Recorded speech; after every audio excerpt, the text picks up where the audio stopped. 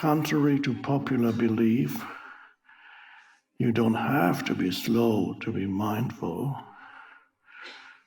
although it probably helps. But you can be in a rush and still be mindful.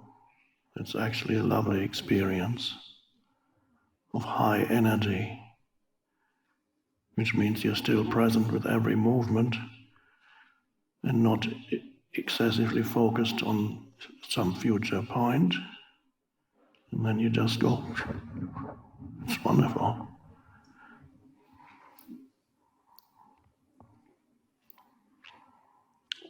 That's contained in the ancient Zen saying, hurry slowly.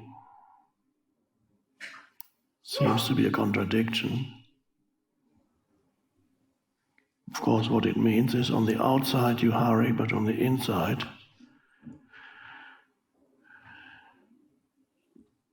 you rest in being, doing, being.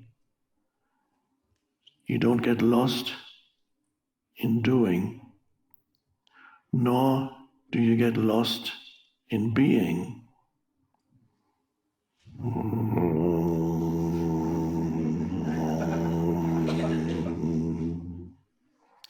But if I had to be lost somewhere, I'd rather be lost in being, of course.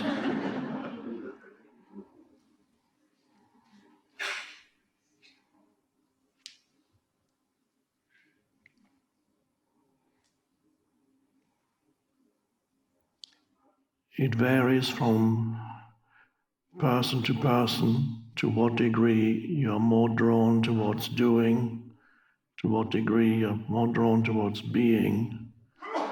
Almost nobody is right in the middle.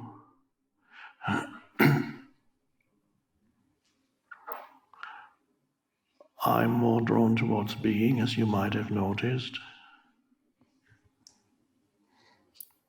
But I'm able to do. Talking is doing, traveling, writing, speaking is doing. But the strange thing is, in my case, all the doing that I do, well, not all, but all the significant doing that I do is concerned with pointing the way to being. The speaking, the writing, the traveling. But you may have a business, or you may have some function in this world, and everybody has to find some balance between doing and being, which doesn't mean the important thing is that you initially, perhaps it happens to many people, you have a compartment in your life when you become still and present. Sometimes it's associated with meditation practice, or it's when you go out in nature, or when you're sitting alone in your room, and then you are able to become still, and that's already a huge gain in consciousness. You're able to become still and present and feel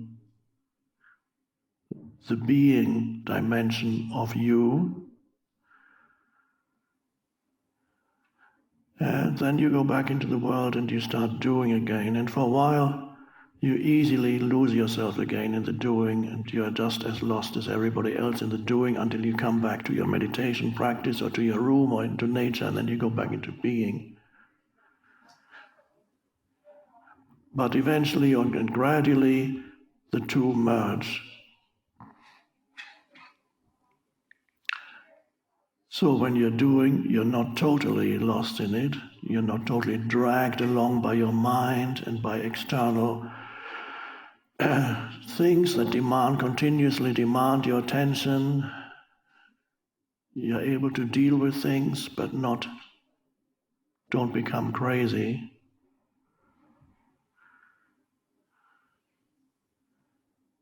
And when you're in being, The danger with being, we know what the danger with doing is. You get the primordial doing is in your mind. Thinking is doing, so that's the place where you really get lost, and then it gets externalized. You get lost in stuff.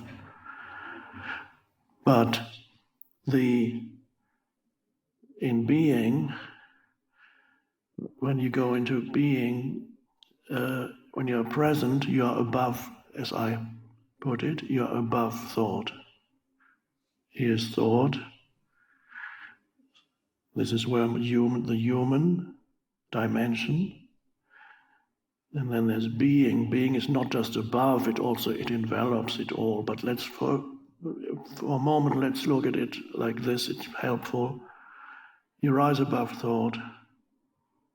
And your dog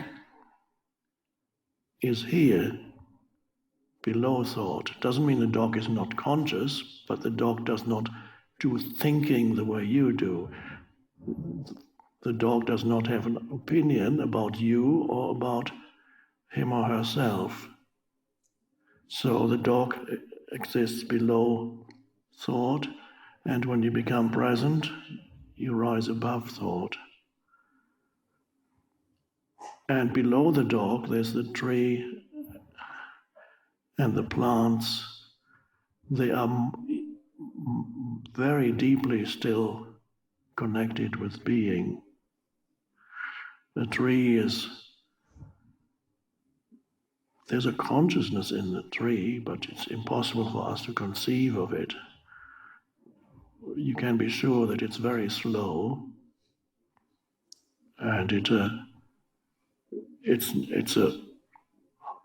nobody knows how it is aware.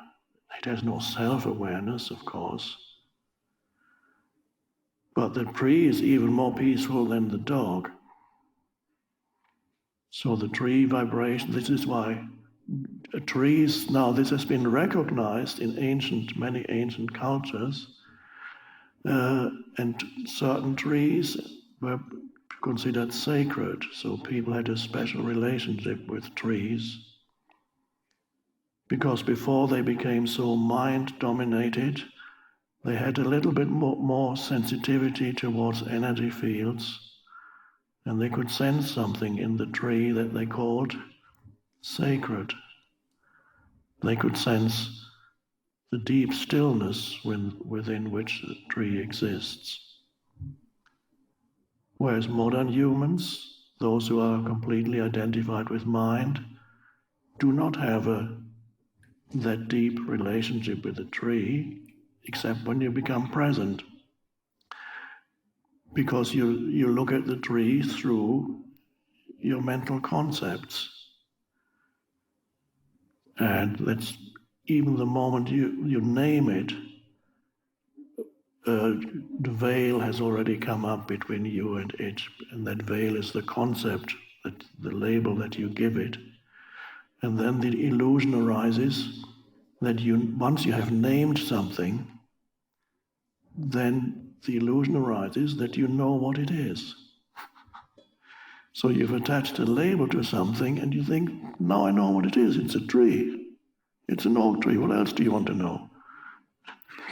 Or you can go more deeply and attach other labels, so you can cut it into little pieces and put pieces under a microscope. You add more labels.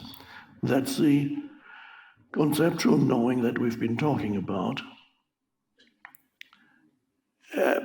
It covers up the other dimension, the deeper knowing. When you can be with the tree and join with the tree in that,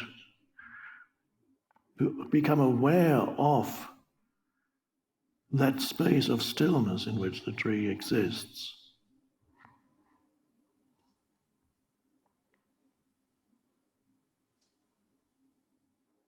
And then, as I put it in this little book, that I wrote, if you haven't read it yet, I recommend it. It's a very good book. Stillness Speaks. It's to be recommended for meditative reading.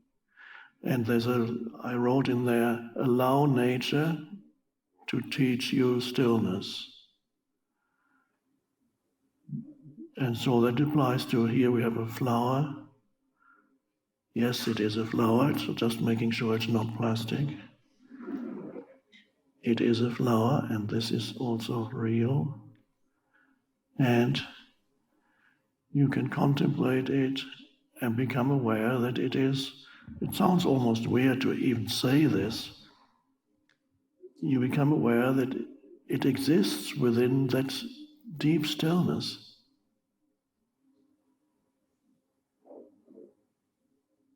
And yet there is somehow behind it there is an intelligence out of which it has come.